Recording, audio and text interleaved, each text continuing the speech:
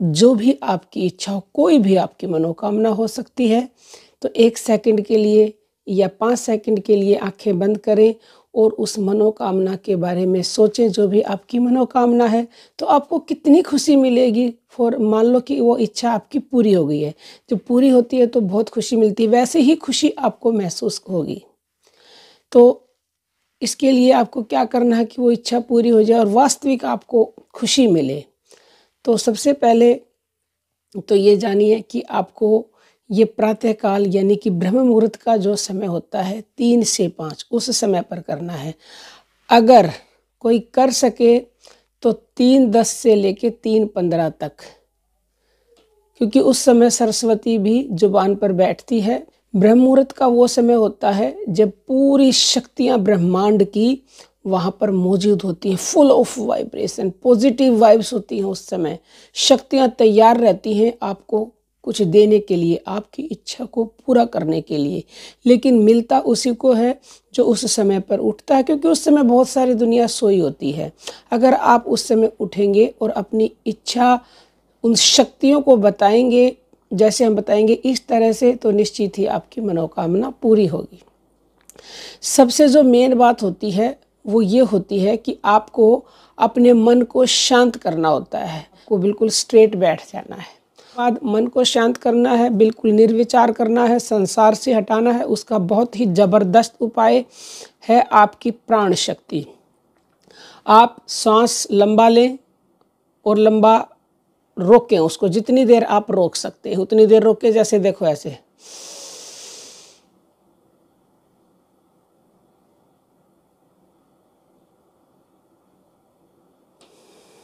छोड़ दें। हम तो और भी रोक सकते हैं, लेकिन वीडियो लंबी हो जाएगी। कैपेसिटी के अकॉर्डिंग सांस को रोकना है और छोड़ना है। ऐसा आपको 7 बार करना है। अब आप कहेंगे इससे क्या होगा? देखिए, जब आप श्वास लेते हैं और श्वास को रोकते हैं तो ये मन पूरी तरह से काबू में आ जाता है, यानी कि मन निर्विचार हो जाता है। क्योंकि मन को बंधन लगता है और बंधन लगता है तो फिर ये संसार में नहीं जाता है। तो इसलिए ये करना ज़रूरी है। उसके बाद थोड़ी सी देर अपनी श्वासों के ऊपर मन को टिकाना है। इन श्वासों में ही श्वासों को चलाने वाली शक्ति है, यानी कि प्राणपति इन श्वासों में ही, वो परमात्मा इन श्वासों में ही छुपा हुआ है। तो उससे आपको डायरेक्ट जुड़ना है, डायरेक्ट जुड़ना है। ऐसा आप 5 मिनट करें। अपनी आती जाती श्वासों को फील करें, महसूस करें, उस शक्ति को महसूस करें जो शक्ति इन श्वासों को चला रही है। तो उसके बाद आपको क्या करना है? इतना करने के बाद आपका मन पूरी तरह से शांत हो जाएगा, पूरी तरह से निर्विचार हो जाएगा। फिर आपको जो भी आपकी मनोकामना है उसके बारे में सोचना है बस, कि वो मनोकामना मेरी पूरी हो चुकी है। बस ये सोचना, फील करना है। जैसे कि मान लो आप चाहते हैं कि आप सरकारी नौकरी मिल जाए आपको और आप टीचर बन जाएं, तो आपको ऐसे फीलिंग लेके आनी है कि मेरे को नौकरी मिल चुकी है और मैं खुशी से झूम रहा हूँ और मैं सबको बता रहा हूँ कि मुझे सरकारी नौकरी मिल गई है, सरकारी नौकरी मिल गई। उसके बाद आप सुबह उठ के तैयार होके जाते हैं स्कूल में और बच्चों को पढ़ा रहे हैं। हाथ में आपने पुस्तक ले रखी है, चौक ले रखे हैं, आप ब्लैक बोर्ड पे लिख रहे हैं। ऐसी मतलब आपने पूरी एक तरह से क्लासरूम तैयार करना है अपने मन में। उसके बारे में सोचना है कि मतलब लगने के बाद आप क्या कर रहे हो नौकरी। तो इससे क्या होगा? इससे जो आप सोचेंगे वो बात निश्चित ही पूरी होती है। ये एक टेक्निक होती है कि आप जैसा सोचें वैसा आप बन जाओगे।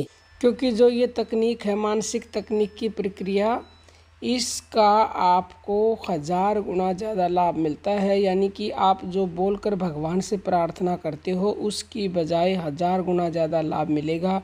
तो आपकी प्रार्थना जो आप ये टेक्निक अपनाओगे शीघ्रता से भगवान तक पहुंचेगी। और वो भगवान आपके भीतर ही है, जिसको अवचेतन मन भी कहा जाता है। उसी को अलग अलग नामों से पुकारा जाता है। वो ब्रह्मांड की सबसे बड़ी शक्ति आपके भीतर बैठी हुई है। बस एक बार आपको उस तक अपनी मन की बात, अपनी इच्छा पहुंचानी है। और आप अपनी इच्छा पहुंचाने का ये बहुत ही शक्तिशाली तरीका है कि आप अपने मन को निर्विचार करके और मानसिक तस्वीर बनाएं उसकी। हर रोज़ इसका अभ्यास करें, सुबह शाम, नहीं तो ब्रह्म मुहूर्त में तो प्रतिदिन ज़रूर करें।